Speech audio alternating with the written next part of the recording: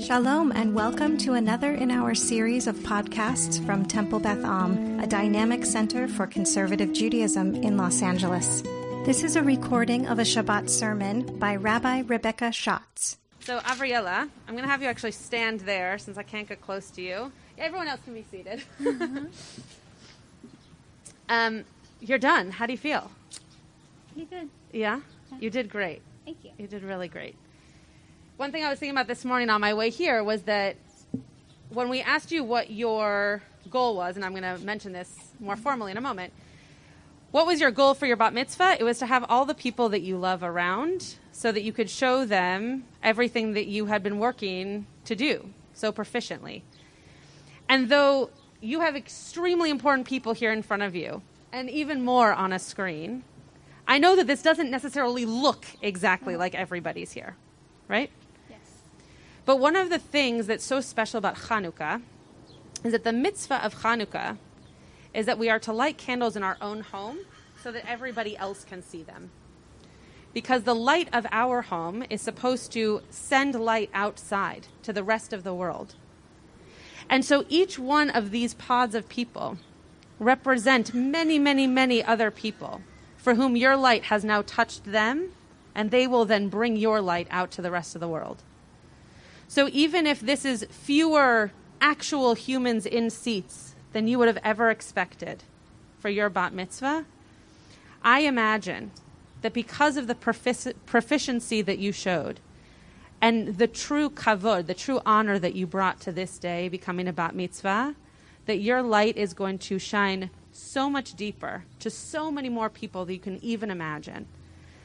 Because what you did today is something magnificent. You literally led the entire service.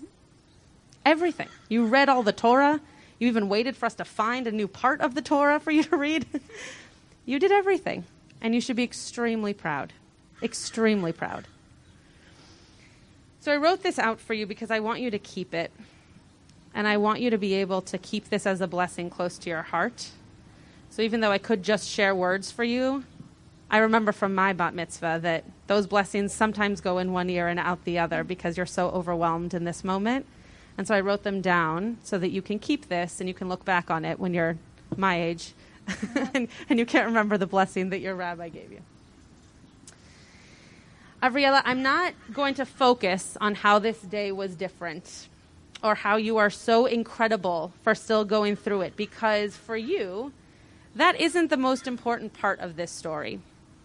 You were going to have this bat mitzvah any way you possibly could.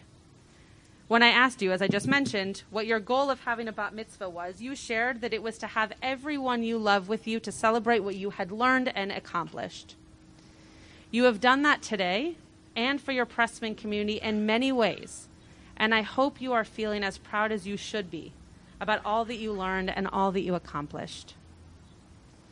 As you know, there's nothing super magical about a bar mitzvah. You turn 12 or 13 one day, and as long as you wake up ready to continue living a life of a Jewish teen, you're a bat mitzvah. The one piece that changes, now you're obligated to show responsibility and show support for your community as someone who can be counted as an adult with mitzvot to fulfill. As I told you this past week, the Torah you shared with us today, really that you taught us today, was profound and extremely mature.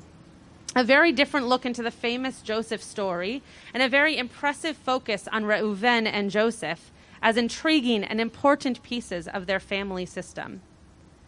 So instead of blessing you with this parsha, because I believe you embody it and you are already blessed by it, I want to offer you a blessing from Chanukah. We add the words Al Hanisim to our liturgy during Chanukah in order to remember all the miracles.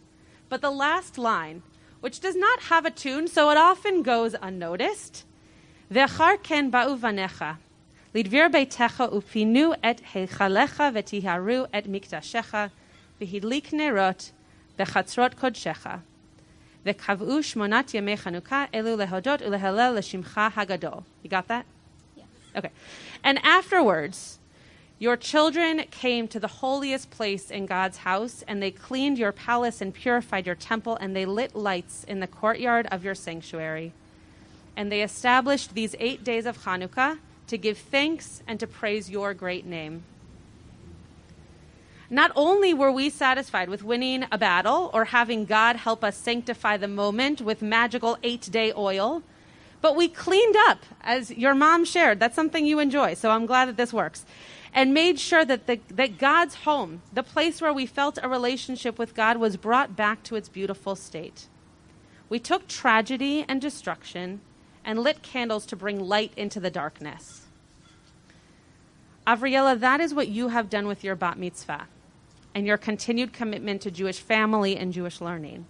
When there were moments of turbulence or distress, you said, no worries, we're still going to do this, and it's going to be even better. You read all the Torah, you chanted a beautiful Haftorah, you led a full Hallel, and you taught us high-level Torah. You took a time where even mediocrity would be seen as valiant and said, no, I still need to be the best for me. You bring light into dark moments.